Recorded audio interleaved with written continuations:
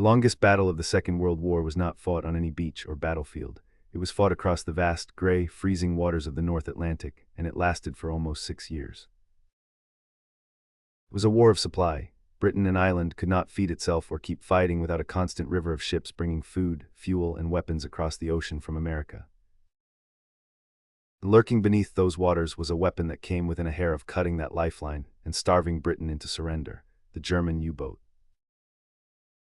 This is the Battle of the Atlantic. Winston Churchill later admitted it was the only thing in the entire war that truly frightened him. He said that battles like Britain or El Alamein or the invasion of France thrilled the whole nation, but the only thing that ever truly frightened him, he wrote, was the U-boat peril.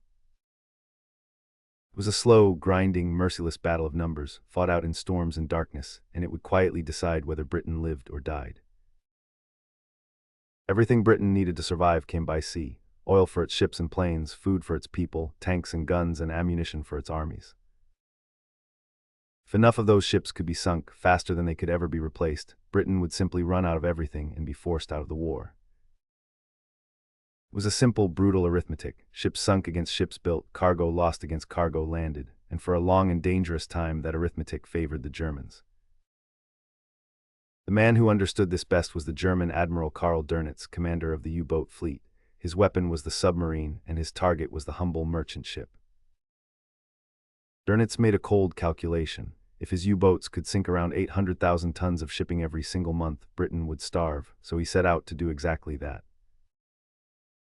The U-boats themselves were cramped, stinking steel tubes, where 50 men lived for weeks on end, hunting and being hunted, far below the surface of the sea. They spent their days submerged and hidden, and hunted mostly at night on the surface, where their small dark shape was almost invisible against the water. To protect the vital ships, the British gathered them into convoys, great herds of merchant vessels crossing together, guarded by a handful of warships. The idea was safety in numbers. A screen of destroyers and small escort ships would ring the convoy and hunt down any submarine that dared come near.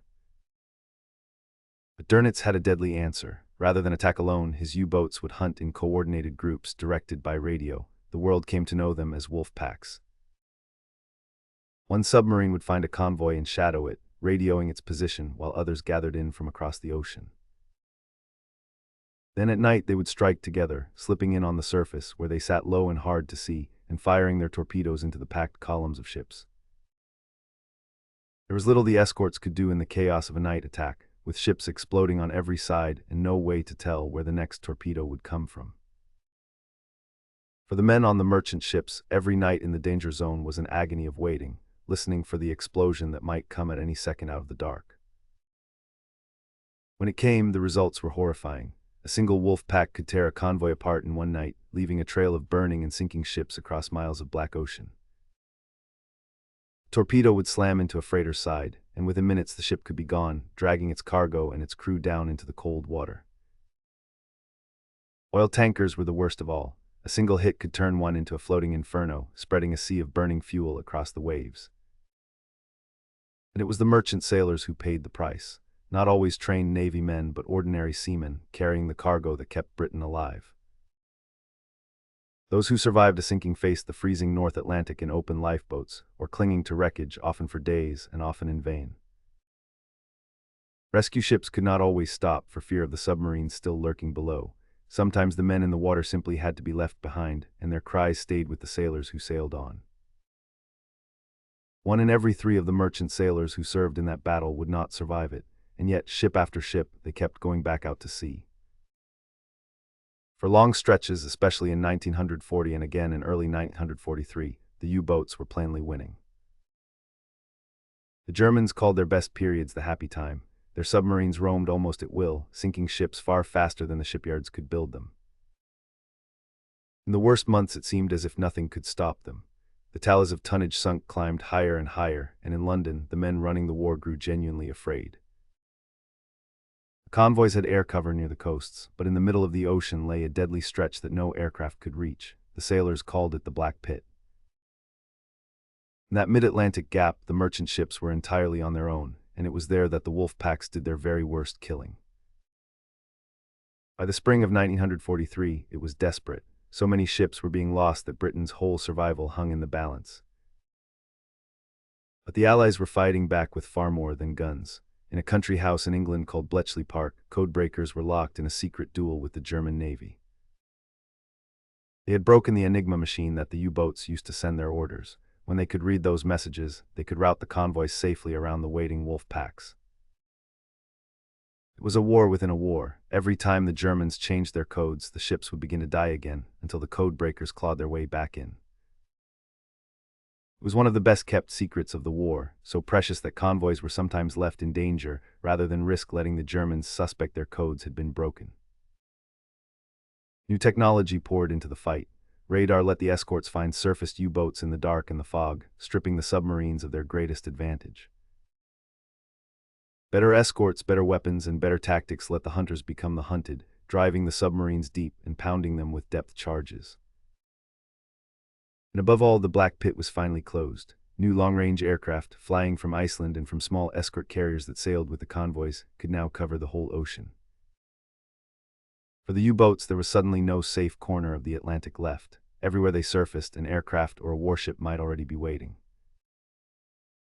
Specialized hunter groups now roamed the sea lanes, no longer just guarding convoys, but going out deliberately to seek the submarines and destroy them. The very tactics that had made the wolf packs so deadly, gathering on the surface and chattering by radio, now gave them straight away to the code breakers and the radar. In May of 1943, it all came to a head. In a month, the U-boat crews would remember with pure horror. As the wolf packs closed on the convoys, they ran headlong into escorts and aircraft stronger than anything they had ever faced. In a matter of weeks, 41 U-boats were sunk. The hunters had become the prey, and the losses were more than even Dönitz could bear. On the 24th of May, he did the unthinkable. He pulled his U-boats out of the North Atlantic altogether. The convoys, so long the victims, were now crossing the ocean while their escorts hunted down and destroyed the submarines that tried to stop them. The tide had turned for good. It was one of the most complete reversals of the entire war. In a single spring, the hunters of the Atlantic had become its hunted. The victory had been bought at a terrible price. Over the whole war, some 3,500 Allied merchant ships were sunk, along with many warships. Tens of thousands of Allied sailors and merchant seamen died in the icy Atlantic, a great many of them never found. But the German submariners paid a price even more staggering. Of the roughly 40,000 men who served in the U-boats, some 30,000 never came home.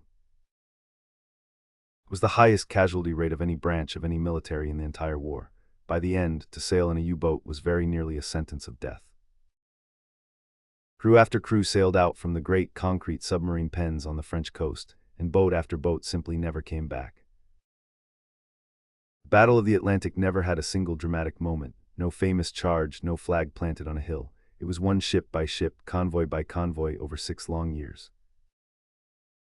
But without it, nothing else was possible. If the U-boats had won, Britain would have starved, and there would have been no island base from which to free Europe. Every soldier who landed on D-Day, every bomb that fell on Germany, every ton of supplies, had first to survive the long crossing of the Atlantic. It was won by code breakers and scientists, by escort crews and airmen, and above all by the merchant sailors who kept sailing into the wolf packs, knowing exactly what might be waiting. They were not soldiers and they won little glory for it, but without them, Britain and the entire Allied cause would quite simply have starved. Next time we return to the land, to the boldest airborne gamble of the entire war, a desperate attempt to leap across the rivers of Holland and end the war by Christmas. Operation Market Garden.